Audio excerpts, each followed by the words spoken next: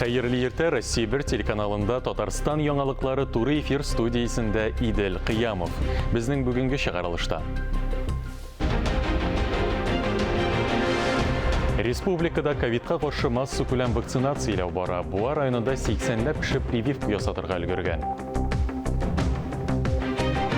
Тарихи мираска игътибар арта. Соба муниципаль районы архив бүлеге Россия грантын отты.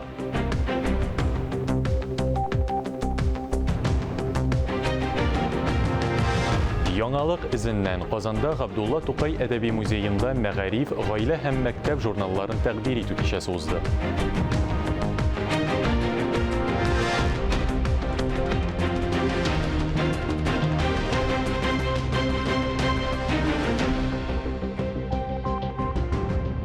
Татарстан президенты сәламәтлек саклау министрлыгына һәм район башлыкларына поликлиникаларны табиблар белән комплектларга кушты. Рөстәм Миңнеханов министрлыкның ел йомгакларына багышланган коллегиясендә катнашты. Сәламәтлек саклау министры Марат Садыйков билгеләп үткәнчә, республикада пандемия сәбәпле медицина ярдәме күрсәтү системасы үзгәртеп корылды. Барлык дәрәҗәдәге бюджетлардан госпитальләрне җиһазландыру өчен 2,5 миллиард сумнан артык акча бүлеп бирелгән. 2020 елда күпләп авыру очраклары теркәлмәгән. Республика илдә беренчеләрдән булып COVID-19 пациентларны дәвалый башлады. Россия туристларын Япония ярларыннан Diamond Princess лайнерынан кабул итте. Быел халыкны диспансерлаштыруга һәм коронавируска каршы вакцинация ясауга игътибар арта дип билгеләп үтте Рөстәм Миңнеханов. И самое главное, имеем позитивные отклики, нет никаких негативных моментов, чтобы были какие-то опасения. Сегодня появится еще третья вакцина, наши 3 вакцины. И я уверен, что благодаря четкой слаженной работе системы здравоохранения мы сможем решить эту задачу. И самое главное, наши пациенты не должны успокоиться. Вот мне 1 укол сделали, 2 уже сделали. Ведь вся эта система будет работать только через 2 месяца. Вот этот момент надо говорить, люди должны соблюдать все меры. Алыш бирешне теркәгәндә күбрәк онлайн форманы кулланырга. Быел Росреестрның Татарстандагы идарәсенең төп бурычларының берсе әнә шундый. Ведомство 2020 елгы эшенә йомгак ясады. Күчемсез милек белән миллион чамасы алыш биреш теркәлгән һәм аларның күпчелеге электрон рәвештә.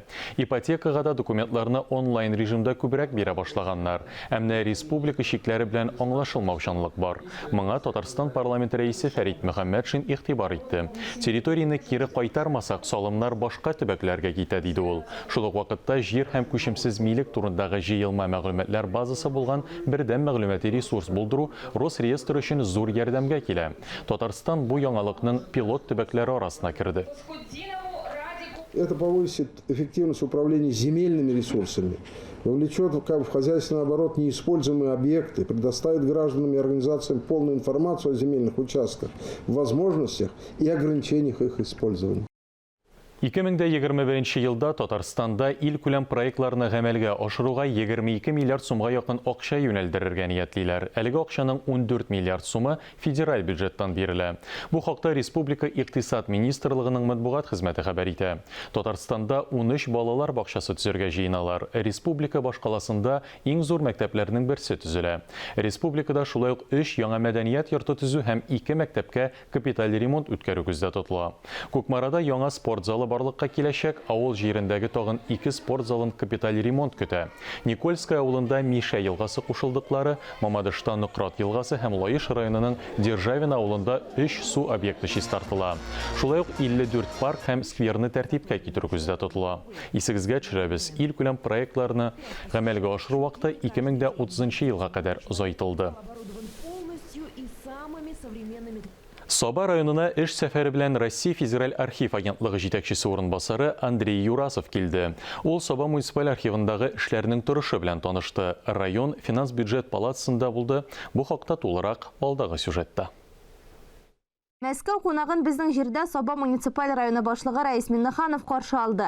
Район архивы жетекшісі Альбина Сиражиддинова архивның ұйышу тарихына тоқталып, документларының 1929 елдан 2017 елға қадар сақлануы турында сөйледі. Бүгінгі күнде онда 162 фонд есептлене. Муниципаль архивлар Россия архив қызметінің негізі болып тұра. В вашем архиве, вашего муниципального образования, вашего района хранятся документы, которые отражают историю вашего края. Это очень важно. Район архивында төбәк тарихын шагылдырган материаллар саклана. Алар 1920 елдан соңгы тарихка багышланган. Район турындагы материаллар туплану белән бергә ел сайын архив аша 800дән артык социаль запрос үтәлә. Бу чагыштырмача кечкенә архив өчен зур күрсәткеч булып санала. Татарстан Республикасында 2016-2020 елларда архив эшен үстерү дәүләт программасын реализациялау кысаларында ремонт эшләре уздыру өчен тиешле ярдәм бүлеп бирелгәннән соң биредә зур эшләр башкарыла. Ремонт ясала. 2017 елда мобиль стеллажлар урнаштырыла. 2018 елда тулысынча җилләтү системасы алыштырыла. Кондиционерлар урнаштырыла. Задача максимального внедрения в нашу архивную отрасль, в нашу архивную жизнь информационных технологий. Тармакка мәгълүмати технологияләрне югары дәрәҗәдә кертү бурычы тора. Бу юнәлештә гомумән Татарстан архивларында зур эш алып барыла. Без архив документларын читтән торып өйрәнү системасында тамырдан үзгәртәбез. Хәзер бу юнәлештә федераль дәрәҗәдәге законнарга да тиешле үзгәрешләр кертелә.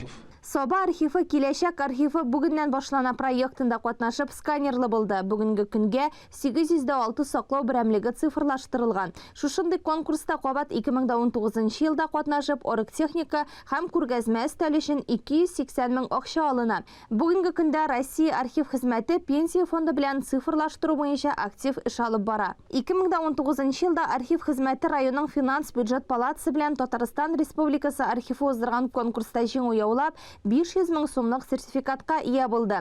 Бу суммага архив эшләрен штрих-кодлау буенча программа барлыкка китерилде. Буа районында ковидка каршы массу күләм вакцинацияләү башланды. Бүгенге көнгә 80ләп кеше прививка ясаткан. Булар медицина хезмәткәрләре, укытучылар, күпләп халык белән аралашучы башка һөнәр ияләре. Хәзер коронавируска каршы сәламәт булган һәркем вакцина ясата ала. Моның өчен башта терапевтта тикшерү узарга һәм юллама алырга кирәк. Укытучы Эльвира Сафиуллина бүген ковидка каршы вакцина ясатырга беренчеләрдән килде. Яңа коронавирус инфекциясы белән моңа кадәр балалары авырган булган. Вирус электермәс өчен ул үзен прививка белән сакларга карага кылган. Вакцина ясатырга кичә үк язылган булган. Табиб тикшерүе үткән. Аңа вакцина кертергә ярый дигәннәр. Вакцина спасла нас от таких заболеваний, как...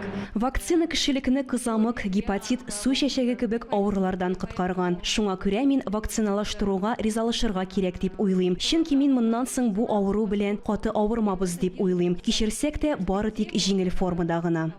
Укол рәвешендә вакцина иң башның иске өлешенә кертелә. Бу урынга ясарга ярамаганда ботның киң мускулына кадала. Буа үзәк дәваханәсендә вакциналаштыру өчен Гам-Ковид-Вак препараты кулланыла яки Спутник 5. Здесь носителем информации о коронавирусе находится этот аденовирусный. Монда коронавирус турында мәгълүматны күчергәч булып аденовирус тора. Без аның белән барыбыз да авырган. Ул конъюнктивит, куркыныч булмаган салкын тию авыруы. Аденовируска коронавирус ДНКсы элементы беркетелгән. Ул организмга элеккән коронавирусны танып, аңа каршы антитәнчелекләр эшләп чыгара башлый. Прививка ясатканнан соң 30 минуттан ким булмаган вакыт табиб күзәтүе астында булырга тиеш. Коронавирустан хәзер һәркем вакцина ясата ала, әмма кайбер каршылыклар да бар. Противопоказанием для вакцинации является обострение хронических заболеваний. Бронхит, гепатит, башка авырулар белән авырулар кискенләшкәндә, салкын тигәндә, башка кайбер очракларда да прививка ясатырга ярамый. Бүгенге көнгә прививка ясатучыларда шит күренешләр күзәтелмәде. Бары тик температураның 37дән азрак күтәрелүе кебек алдан көтелгән реакция гына күзәтелде. 2-3 көндә ул бетте. Татарстанга февраль ахырына кадәр тагын 190 мең доза вакцина кайтуы көтелә. Шуның 2 меңгә якыны Буа үзәк дәваханәсенә. Камиля Мусина, Айрат Насрулов, Татарстан хәбәрләре. Казан метрополитенының икенче линиясы станциясы интерьерларының иң яхшы концепциясына бәйге игълан ителде. Конкурс 26 мартка кадәр 4 этапта үткәрелә. Гаризалар кабул итү 19 мартта төгәлләнә диелә Татинвест граждан проект хәбәрендә. Бәйгедә катнашучыларга метродагы Академик Сахаров урамы, ТСРның 100 еллыгы, 10-нче микрорайон, Юлис Фучик урамы станцияләре интерьерларының архитектура концепцияләрен булдырырга тәкъдим ителә. Бәйгедә катнашу өчен электрон адреска метроның 4 станциясе буенча гариза һәм тәкъдим ителгән биремне җибәрергә кирәк. Адрес экранда күрсәтелгән. Сораулар шулай ук телефон аша кабул ителә. Казанда Габдулла Тукай әдәби музейында мәгариф, гаилә һәм мәктәп журналларын тәкъдир итү кичәсе узды. Әлеге басмаларның үзенчәлеге нәрсәдә? Укучыларны киләчәктә нинди яңалыклар белән сөендерергә җыеналар? Хәбәрчебез Фәннур Хәсәнов шулар белән кызыксынды. Мәгариф, айлык иҗтимагый педагогик һәм фәнни методик һәм гаилә һәм мәктәп журналлары Татарстаныбызда басыла торган бик күп санлы газета журналлар арасында педагог, укытучылар, мәгариф, гаилә, мәктәп, тәрбия өлкәсендә эшләүчеләр өчен иң кадерле басмалар дисәк тә бер дә ялгышмабыз. Тәкъдим итү алдыннан журналларның яңа редколлегиясе әгъзалары белән таныштыру һәм журналларның киләчәге хакында сөйләшү киңәшмә утырышы булды. Бу бердән бер татар телендә чыга торган педагоглар өчен журнал һәм татар мәгарифен яктырта торган журнал. Инде революция кадәр ешкан, ул бик озак еллар. Бу безнең халык өчен бик актуаль журнал дип уйлыйм һәм бу утырышта мин дә аның тематикасын киңәйтергә һәм югары курсларда укытуны да яктыртырга бу журналда кирәк дип уйлыйм, чөнки татар теле югары курсларда булмаса, аның киләчәге авыр булачак, чөнки бүгенге заманда урта мәктәп теле белән генә яшәп булмый, тормышны алып бару өчен инде югары белем дәрәҗәсендәге тел кирәк. Ул тел югары белемне алып барырлык, ләкин ул югары белемдә дә кулланырга тиеш һәм бу журнал аша аның куллануы турында һәм кирәклеге турында пропаганда алып барырга тиеш. Быелгы ел басмалары зур үзгәрешләр белән укучыларга тәкъдим ителде. Фотосурәтләрнең төсле булуы да, тематик төзелеше ягыннан да әлеге басмалар алдагы саннарыннан аерылып тора. Бер үзе булганга күрә ул бөтен нинди проблемалар бар, шуларны күтәрергә тырыша һәм заман таләпләренә туры килергә тырыша. Һәм бүгенге көндә алгы инновацион мәсьәләләр буенча укытучыларга җавап бирергә умтыла. Шул яктан караганда һәм бигрәк тә инде ул гына түгел, татар телендә укыту, балаларга татар телендә мәхәббәтне уяту, халыкны шушы эшкә, шушы зур бурычларны хәл итәргә юнәлтү өчен эшли торган журнал шуңа күрә ул бик кадерле. Журналның бүгенге проблемалары күп. Аларны да җиңәр өчен, ул проблемаларны чишәр өчен юллар эзләргә туры килә. Мәгариф ул шундый четерекле журнал, ул беренчедән ике телдә чыга. Икенчедән анда бит мәгариф системасында аның математикасы да бар, аның гуманитар фильмнәрдә монда төрле яклы. Шуңа күрә инде бу журналны, ничек әйтим, төгәл генә әйтү кыен. Бу универсаль журнал һәм аның методик әйберләре дә бик күп. Бу журнал бик әһәмиятле журнал, чөнки ул безнең мәгариф системасы нигезендә ята. Ул татар телен саклау даенданың мөһим роль уйнарга тиеш.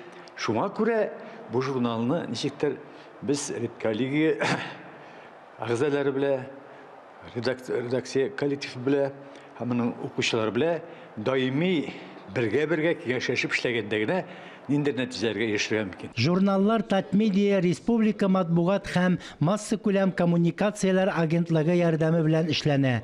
Әлеге басмаларда һәр кеше үзенә кирәкле язмаларны таба алачак. Фәннур Хәсәнов, Ирек Хәмидуллин, Татарстан яңалыклары.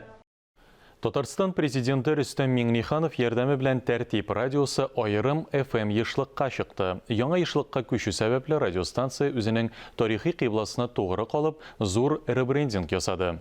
Аның кысаларында Тәртипнең бүгенге концепциясын чагылдырган яңа логотип һәм визуаль бизәнеш булдырылган. Туган сабыйны каршы алган кебек без сөенеп, тәртипле булып кирдек өр-яңа җылыбызга. Моның өчен Әлеге радио 2008 елда ачылып, 2 ай эшләп кала. Зур паузадан соң 2014 елда яңа дулкында сөйли башлаган радио 2 ел узгач FM ешлыксыз кала. Узган елдан тәртип янәдән эфир киңлекләренә әйләнеп кайтты. Хәзер анда тәүлек әйләнәсе татарның күңел җәүһәрләре булган ретро җырлар, алтын хитлар белән бер рәттән заманча музыкада яңгырый. Халкыбызның милли мәдәниятен барлап, саклап, үткән белән көткән арасында күпер салу аларның максаты. Бу тарихи вакыйга чөнки милли үсеш ул мөмкин үткән белән киләчәк бәйләнгән вакытта гына.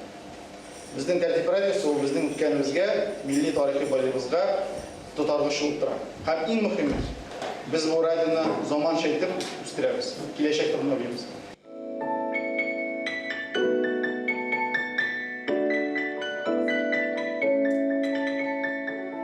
Радионың яңа гимнын аудио бизәлешен композитор Илмир Низамов иҗат иткән. Логотипын Мәскәүдә яшәүче татар кызы Алия Сабитова ясаган. Әгәр дә кешенең күңеле тәртиптә түгел икән, аның гомумән бу дөньяда гомер сөрүе бик тәртипсез була. Аның иң беренче күңеленең тәртиптә булуы кирәк. Аның иманы булуы кирәк. Шуңа күрә дә безнең халкыбыз бүгенге көндә менә дингә тартыла. Бүгенге көндә ул үзенең милләтпәрвәрләренә таянып алга таба гомер сөрергә тырыша. Мин шуның буларга таянып тәртип радиосына бары тик уңышлар телим. Үзебезнең халкыбызга җиң сызганып хезмәт итәргә язсын иде. Ләлә Зайнуллина, Таһир Хәсәнов, Татарстан яңалыклары. 2021 ел Татарстанда туган телләр һәм халыклар бердәмлеге елы. Күп милләтле Нурлат районында традицияләрне, гореф-гадәтләрне, милли йолаларны халыкка кайтаруда нәтиҗәле эш алып барыла. Татарстан президенты программасы буенча яңа салынган һәм төзекләндерелгән мәдәният йортларының ишекләре һәр кемгә ачык. Нурлат төбәгеннән безнең репортаж. Бу авылда кул эше белән шөгыльләнәләр инде кызлар. Менә шундый үзләре биткән сырмалар, крамалар бу бездә бик киң таралган. Күптән түгел ачылган Нур татар мәдәнияте үзәгендә милли мәдәниятне, әдәбиятны кадерләп саклыйлар. Еш кына китапханәдә чәй табыны янында аралашалар, бергәләшеп шигырьләр тыңлыйлар. Кайда гына яшәсәк тә бер фикердә бердәм булыйк. Гырурланып барыбыз да мин татар дип куллар куйыйк. Тәскирәнең шигырьләрен бик яратам һәм мин аның шигырьләрен һәр вакыт кулланам. Әле менә хәзер җавадан тагын бер шигырь тәкъдим итте. Ул шигырьне да өйрәнеп ала теләсә. Без инде ветераннар мен хәзер лайлы ялда ветераннар белән менә шул вакытта минем чырда эшләгән вакыттагы минем сәнгатьтә катнашучыларыбыз, артистларыбыз белән бергә инде концерт күрергә җыенабыз. Менә аның шигырьләре белән кулланырга җыенам әле мин хәзердә. Мен Салих Хаюпов яза булай дип. Менә бу тирәләрне саклар өчен, бу тирәләрне саклар өчен калмык һәм ноңгайлардан саклар өчен ныгытма линиялары төзеләр. Беренче ныгытма 1650 елларда төзелсә, икенче ныгытма 1727 елларда төзелә башлый. Исеме, Нурлат исеме, Мин Салих Хаюповның исбатлауы буенча, ул кешеләр безнең Казан тирәсендәге Нурлат авылыннан килеп урнашкан дип исәпләнә. Һәм исемне дә шушыннан алып килгәннәр дип исәплиләр. Күрше аудиторияләрдә төрле юнәлешләр буенча түгәрәкләр, секцияләр эшли. Биредә үз кулларың белән хәтта түбәтәйдә шигәргә өйрәтәләр. Түбәсенә әйме, орнаментны куяр өчен эшелешкә белергә кирәк. Менә бер элеш, менә бусы икенче элеш, менә бу өченче элеш. Менә шушы өченче элешкә, менә эшелешкә бүлеп орнаментларны куярга кирәк. Димәк, бу алты элеше, бу маңгай элеше дип атала бит инде. Маңгай элешенә дә шамалап, менә шушылай орнаментларга ничә штук орнамент керә. Менә шамалыйсыз тоже бүлергә. Менә шушы бүлеп тигез булсын, орнаментларыгыз тигез чыгарга тиеш. Һәрбер орнамент үзенең сантиметрында булырга тиеш. Актлар залында буш тормый. Нурлатлылар танылган авторларның әсәрләре буенча спектакльләр куеп, халыкка тәкъдим итәләр.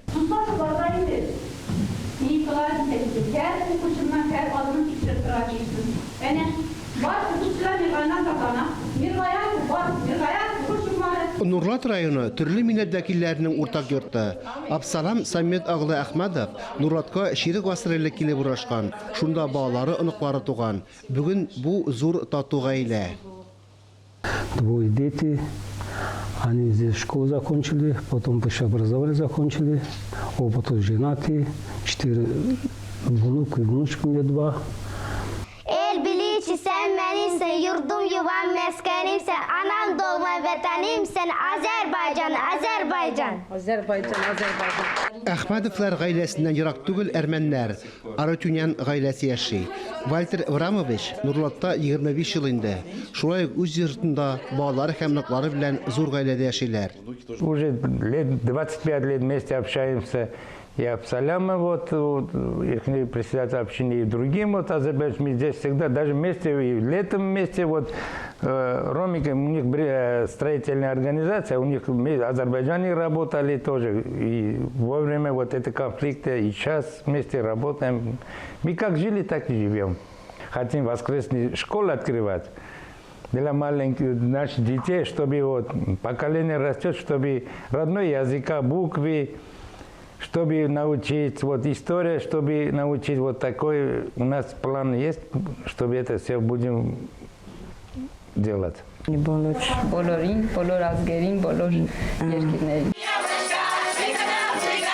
Шәһәрдә халыклар дуслык йорты 5 ел элек ачылган. Хәзер бер сәхнәдә татар, чуаш, рус ансамбльләре, ветераннар хоры, шулай ук үзенчәлекле уникаль Богатица казак хоры чыгыш ясый.